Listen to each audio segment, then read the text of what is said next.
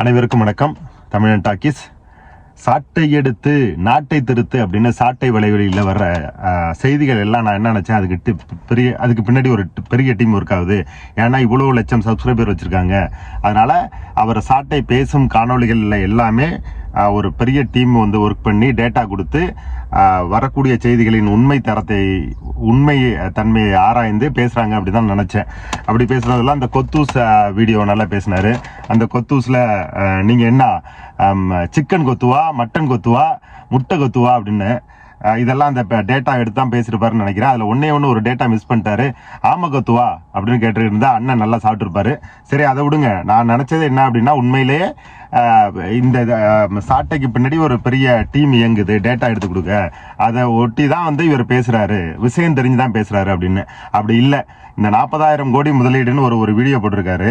அந்த வீடியோ வந்து நான் இப்போ ப்ளே பண்ணுறேன். அந்த வீடியோவில் அந்த கிளிப்பிங்ஸ் மட்டும், அது பெரிய வீடியோ, ஒரு 13 நிமிஷமோ 15 நிமிஷம் பேசியிருக்காரு. அவருக்கு இப்போல்லாம் பேசுகிறதெல்லாம் 25 நிமிஷம் பேசுகிறாரு. நான் போடுறேன். அவர் பேசுனாலே ஹைவேஸில் லாரி போகிற மாதிரி கடற்கடன்னு அவ்வளோ வேகத்துக்கு பேசுவார். ஆனால் அதை 1.5x நான் போடுறேன். ஓகே, நம்ம இல்லைன்னா நம்மளோட வீடியோ வந்து லென்த் ஆகிடும். ஒரு நிறுவனம் 29,000 கோடி கப்பல் கட்டுக்கூடிய ஒரு நிறுவனம். அது தூத்துக்குடிக்கு வர இருக்குது.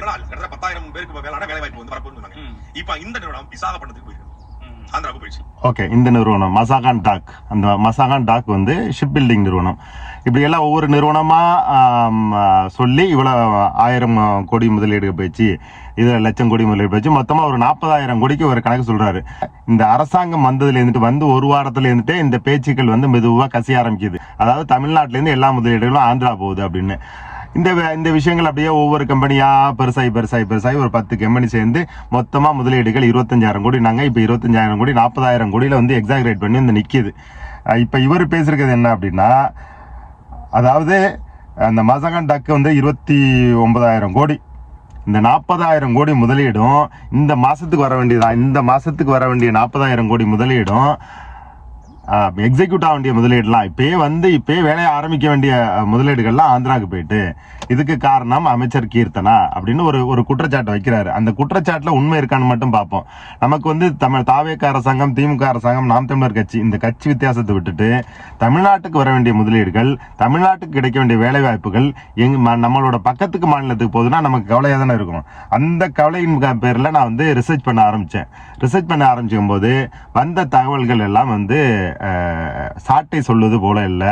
சாட்டை சும்மா பொத்தாம் பொதுவா எந்த விதமான ஒரு செய்தியின் உண்மைத்தன்மை ஆராயாம அப்படியே 19 அந்த வெளில பேசப்படுற தகவல்களை வச்சு அப்படியே அரைச்சு கொத்தூசு, அந்த மசாலா கொத்துவா, முட்டை கொத்துவா அப்படிங்கிற ரேஞ்சுக்கு தான் பேசியிருக்காரு. தவிர அதில் எந்த விதமான உண்மைத்தன்மையும் இல்லை. நம்ம ஒவ்வொரு கம்பெனியாக பார்ப்போம். ஒரு 10 கம்பெனி சொல்லியிருக்காரு. 10 கம்பெனியும் நம்ம போக முடியாது. ஒரு 3 கம்பெனி மட்டும் எக்ஸாம்பிளுக்கு பார்த்துக்குவோம். இந்த மசாகான் டாக் அப்படிங்கிற நிறுவனம் 29,000 கோடி முதலீட்டு தமிழ்நாட்டுக்கு பண்ண வேண்டிய முதலீடை அப்படியே ஆந்திராவுக்கு கொண்டு போயிடுச்சு. இவரோட குற்றச்சாட்டுலாம் எப்படி தெரியுமா இருக்கு? அமைச்சர் கீர்த்தனா தமிழ்நாட்டு பார்டரில் போய் நின்றுட்டு அங்கேருந்து வர்றதெல்லாம் அப்படியே வந்துட்டு இந்த செங்கலை வாங்கி இப்படி ஷிஃப்ட் பண்ணுவாங்க தெரியுமா? அது மாதிரி இந்த பக்கம் வர்ற முதலீடு, கம்பெனிலேருந்து வர முதலீடுலாம் அப்படியே இங்கே வாங்கி அப்படியே ஆந்திராவுக்கு தள்ளுறாங்க. இல்லை அப்படின்னா கிரிக்கெட்டில் வந்து பேட்டை எடுத்துகிட்டு போயிட்டு தமிழ்நாடு பார்டர் நின்றுட்டு அங்கேருந்து இன்வெஸ்டர் போடுற பாலெல்லாம் அப்படியே வாங்கி ரிவர்ஸ் ஸ்வீப்பில் பின்னாடி தமிழ்நாட்டுக்கு தள்ளுறாங்க அப்படிங்கிற மாதிரி பேசுகிறாரு. அதில் எந்த அளவான உண்மையும் இல்லை. நல்லா தெரிஞ்சுங்க, ஒரு கம்பெனி முதலீடு பண்ணுது அப்படின்னா இத்தனை 1000 கோடி, 25,000 கோடி, 10,000 கோடி, 2,500 கோடி எல்லாம் முதலீடு பண்ணுதுன்னா அது ஒரே நாளில் டிசிஷன் எடுக்க மாட்டாங்க. அதாவது 10 மே, அதாவது செகண்ட் வாரத்தில் தான், அந்த செகண்ட் வாரத்தின் பிகினிங்ல தான் தாவேக அரசாங்கம் பொறுப்பேற்குது. விஜய் அவர்கள் முதல்வராக பொறுப்பேற்கிறார். அதுக்கப்புறமா இந்த ஒரு வாரத்தில் இந்த நியூஸ் எல்லாம் பரப்ப ஆரம்பிச்சிட்டாங்க. எந்த கம்பெனியுமே ஒரே நாளில் இத்தனை 1000 கோடி முதலீடு பண்ணாது. ஓகே, ஒரு மாநிலத்தில் இப்போ ஆந்திராவுக்கு போய் டிசைட் பண்ணிட்டு அங்கே போகிறாங்கன்னா இதெல்லாம் பல மாதங்கள், அதாவது 6 மாதத்துலேருந்து 1 வருஷத்துக்கு முன்னாடியே ஃபீசிபிலிட்டி ஸ்டடின்னு ஒன்று பண்ணுவாங்க. ஃபீசிபிலிட்டி ஸ்டடினா இத்தனை 1000 கோடி முதலீடு பண்ணுறோமே, அங்கே முதலீடு பண்ணால் லாபகரமாக இருக்குமா, அந்த கவர்மெண்ட்டோட சப்போர்ட் கிடைக்குமா, அதுக்கப்புறம் லேண்ட் அக்யூசியேஷன்லாம் எவ்வளோ ஈஸியாக நடக்கும், பக்கத்தில் போட்டிருக்கா, எல்லாத்தையும் பார்த்துட்டு அந்த கவர்மெண்ட் என்ன சப்போர்ட் பண்ணுது, என்ன இன்சென்டிவ் கொடுக்குது, நிலம்லாம் ஃப்ரீயாக கொடுக்குறாங்களா, இதெல்லாம் கணக்கு பண்ணி தான் வச்சுட்டு ஒரு நாள் அனௌன்ஸ்மெண்ட் வெளியிடுவாங்க. அந்த அனௌன்ஸ்மெண்ட் வெளியிடுற நாளில் தான் எல்லாத்தையுமே டிசைட் பண்ணாங்கன்னு கிடையாது. அதுக்கு முன்னாடியே 6 மாதத்துக்கு முன்னாடியே இந்த எல்லா ப்ராஜெக்டோட எல்லா வேலைகளும் ஆரம்பிச்சிருப்பாங்க. அதாவது டிசம்பர் 25 அக்டோபர் 25 திமுக அரசாங்கம் ஆட்சியில் இருக்கும்போது இந்த ப்ராஜெக்ட்லாம் இருக்கும். இப்போ மசகான் டாக் வருவோம். இது வந்து கிட்டத்தட்ட இது வந்து ஒரு காம்ப்ளெக்ஸான விஷயம். இதில் எப்படின்னா அக்டோபர் 2025 மசகான் டாக்கும் தமிழ்நாடு கவர்மெண்ட் ஒரு MOU சைன் பண்ணுறாங்க. அந்த MOUவின் படி 15,000 to 18,000 கோடி முதலீடுகளை தமிழ்நாட்டில் பண்ணுறது 1000 ஏக்கர் நிலப்பரப்பில் அப்படின்னு பண்ணிட்டாங்க.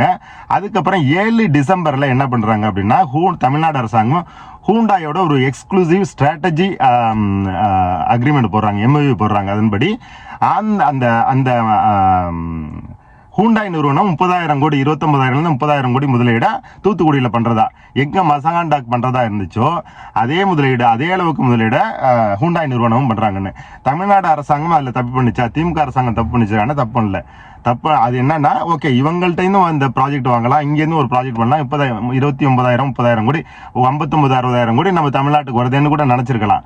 ஆனா என்ன பண்றாங்க, 7 டிசம்பர்ல ஹூண்டாயோட நிறுவனத்தில் ஒப்பந்தம் போட்ட பிறகு அதுக்கப்புறமா இது வந்து என்னன்னா 2 இது, அதாவது ஹூண்டாய் நிறுவனம் தனியார் நிறுவனத்தோட ஒப்பந்தம். இது மசகான் டாக் வந்து ஒன்றிய அரசின் நிறுவனம். அந்த ஒன்றிய அரசின் நிறுவனத்தோட ஒரு கைட்லைன்ஸ் வந்துட்டு 7 டிசம்பர் ஹூண்டாய் நிறுவனத்தோட 2025 ஹூண்டாய் நிறுவனத்தோட ஒப்பந்தம் போட்ட பிறகு ஒரு கைட்லைன்ஸ் வெளியிடுறாங்க. அந்த கைட்லைன்ஸ்ல சில அம்சங்கள், அதாவது மசகான் டாக் மட்டும்தான் வந்துட்டு அந்த ஸ்ட்ராட்டஜிக் ஷிப் பில்டிங்ல அங்கே இருக்க முடியும், பிரைவேட் நிறுவனத்தோட ஒப்பந்தம் போடக்கூடாது, ஏதோ ஒன்று அதை தடுத்ததுனால அதுக்கும் எவிடன்ஸ் இல்லை. அதாவது சென்ட்ரல் கவர்மெண்டோட கைட்லைன்ஸ் தான் மசகான் டாக் நிறுவனம் தமிழ்நாட்டில் பண்ண வேண்டிய முதலீடை நிறுத்திவிட்டு ஆந்திராவுக்கு போனது அப்படிங்கிற மாதிரி எந்த விதமான எவிடன்ஸும் எங்கேயுமே கிடையாது. ஆனால் இதெல்லாம் அக்டோபர் 2025 முடிவாயிடுச்சு. அதனால இன்னும் சரி என்னாச்சு, ஹூண்டாய் நிறுவனத்தோட முதலீடு என்னாச்சு, அரசனை நம்பி புருஷனை கைவிட்ட கதையா அப்படின்னு இல்லாம இப்ப அவங்க வந்துட்டு இன்னும் வந்து ஹூண்டாய் நிறுவனம் 30,000 கோடி தூத்துக்குடியில இன்வெஸ்ட் பண்ண தயாரா இருக்கு. அதுக்கான பேச்சுவார்த்தைகள் போயிட்டு இருக்கு. அமைச்சர் கீர்த்தனாவும் அங்க போயிருக்காங்க. ஸோ வந்துட்டு மசகான் டாக் ஹூண்டாய் நிறுவனத்தை நம்பி மசகான் டாக்கையும் கை விட்டாச்சு, இதுவும் போச்சு அதுவும் போச்சுலாம் இல்லை. ரெண்டு ப்ராஜெக்ட்ல ஒரு ப்ராஜெக்ட் நமக்கு வருது, 30,000 கோடி நமக்கு வருது, அங்க போயிடுச்சு. ஆந்திராவுக்கு ஏற்கனவே பேசப்பட்டிருந்தது. சில டெக்னிக்கல் ப்ராப்ளமா இல்லை வந்துட்டு அந்த கைட்லைன்ஸ்ல ஏதோ ஒரு பிரச்சனைனால ஆந்திரால இருந்துட்டு இதுக்கு போயிடுச்சு, தமிழ்நாட்டில இருந்துட்டு ஆந்திராவுக்கு போயிடுச்சு. இதுக்கு வந்து எந்த கவர்மெண்ட், டிஎம்கே கவர்மெண்ட்டும் ஃபெயிலியர் கிடையாது, டிவிகே கவர்மெண்ட்டும் ஃபெயிலியர் கிடையாது. ஏன்னா டிவிகே கவர்மெண்ட் வந்து ஒரு வாரம் 10 நாள்ல அப்படியே பிடிச்சி நிப்பாட்டி இங்க கொண்டு வருவாங்கன்னு இல்லை. இதெல்லாம் அக்டோபர் 2025 ஆரம்பிச்ச பேச்சுவார்த்தையின் முடிவா இப்போ ஜூன் மாசத்துல அபிஷியலா அனௌன்ஸ் பண்ணிட்டு அங்க போறாங்க, அவ்வளவுதான். மற்றபடி வேற எதுவுமே கிடையாது. இது ஒண்ணு. அடுத்தது என்ன கம்பெனி சொல்றாரு பார்ப்போம். அதே போல அக்னி அஸ்த்ரா எனர்ஜெட்டிக்ஸ் அப்படின்னு ஒரு நிறுவனம் 1,700 கோடி முதலீடு, இதுவும் ஆந்திரா அக்கறை தேசத்துக்கு போயிருக்கு. 51,000 கோடி முதலீடு, அதானியுடைய 12,000 கோடி முதலீடு, ராயல் என்ஃபீல்டுடைய 2,000 கோடி முதலீடு. இந்த ராயல் என்ஃபீல்டை பத்தி நான் பார்த்தேன். இந்த ராயல் என்ஃபீல்டு எப்படின்னா, இந்த ராயல் என்ஃபீல்டு 2,500 கோடி ஆந்திராவில் முதலீடு பண்ண போறாங்களான்னா, ஆமா முதலீடு பண்ண போறாங்க. இதுக்கான ஃபீசிபிலிட்டி ஸ்டடி வந்து நவம்பர்லயே ஆரம்பிச்சிடுச்சு. போன நவம்பர்லயே ஆரம்பிச்சு ஆந்திரா கவர்மெண்டோட பேச்சுவார்த்தை நடத்தி அங்க முதலீடு பண்ண போறதா பேச்சுவார்த்தை எல்லாம் முடிஞ்சு இப்ப 18 மே 2026, அதாவது தாவேகா அரசாங்கம் அமைஞ்சு ஒரு 10 நாள் கழிச்சு இந்த அறிவிப்பை வெளியிடுறாங்க.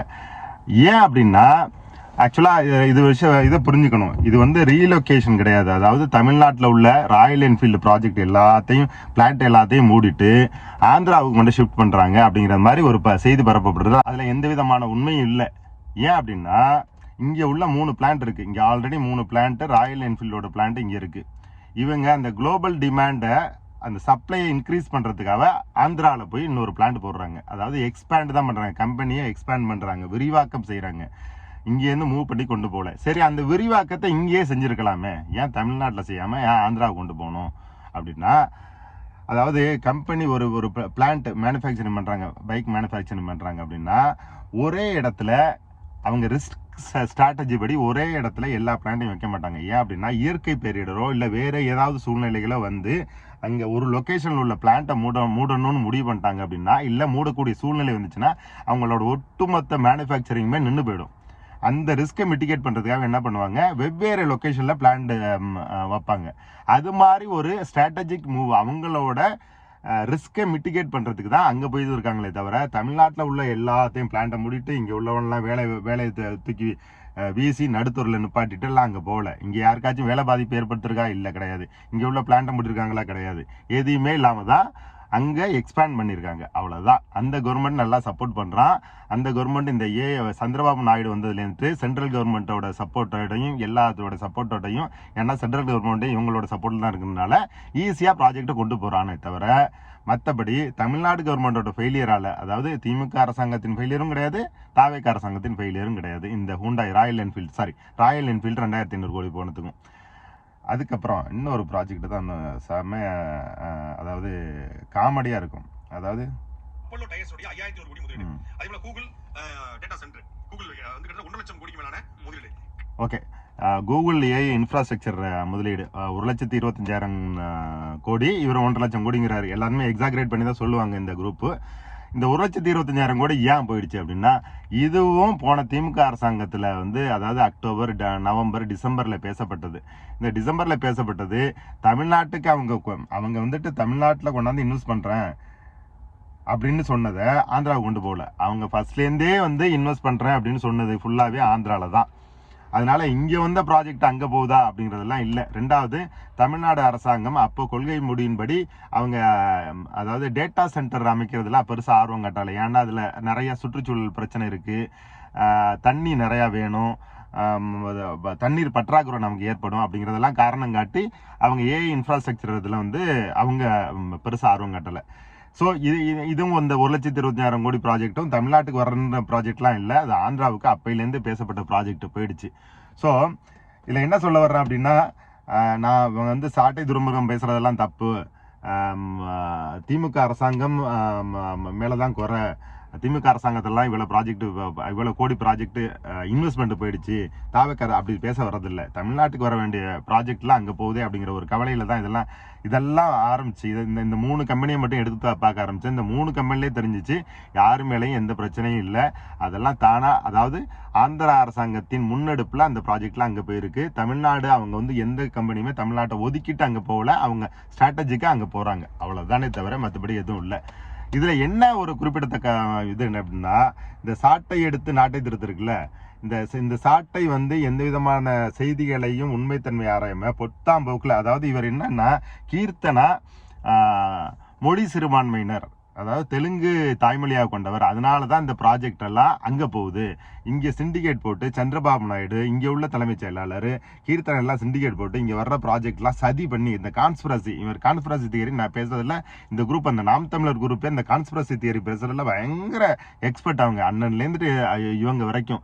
ஸோ இவங்கெல்லாம் அங்கே தள்ளி விடுறாங்க அப்படின்னு. இப்போ என்ன வந்துட்டு இந்த இதை எவனும் பார்த்தான்னா, நாம் தமிழர்லேருந்து நான் தெலுங்கு அப்படிம்பான். என் பேர் தமிழ்ச்செல்வன் கருணாநிதி. ஓகேயா, நீ தெலுங்குன்னு சொல்லிக்க, மலையாளின்னு சொல்லிக்க, கன்னடான்னு சொல்லிக்க, அதை பற்றியெல்லாம் கவலையே இல்லை.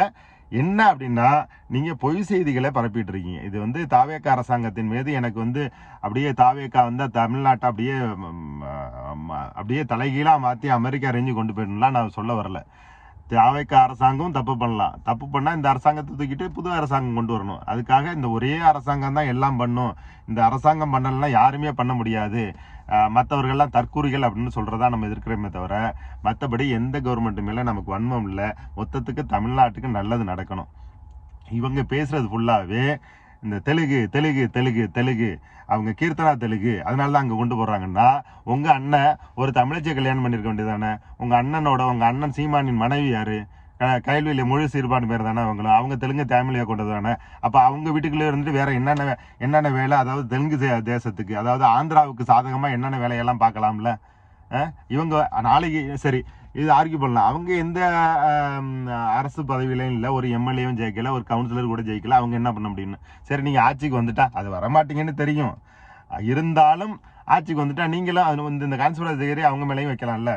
அதனால இது மாதிரி வெறுப்பு வன்மத்தெல்லாம் விட்டுட்டு உண்மை நிலை ஆராய்ஞ்சு தமிழ்நாட்டுக்கு என்ன இன்வெஸ்ட்மெண்ட் வரணுமோ, தமிழ்நாடு எதை நோக்கி வளர்ச்சி பாதையில் செல்லணுமோ அதை நோக்கி நம்ம எல்லாரும் கான்சென்ட்ரேட் பண்ணோம்னா ரொம்ப நல்லா இருக்கும். நன்றி. சாட்டைக்கு சாட்டை கொடுத்தாச்சு அப்படின்னு நான் நினைக்கிறேன். பட் இதுலையும் கொண்டாந்து இதுலையும் திட்டுவானுங்க நம்ம தம்பிகள். திட்டட்டும். நன்றி, வணக்கம்.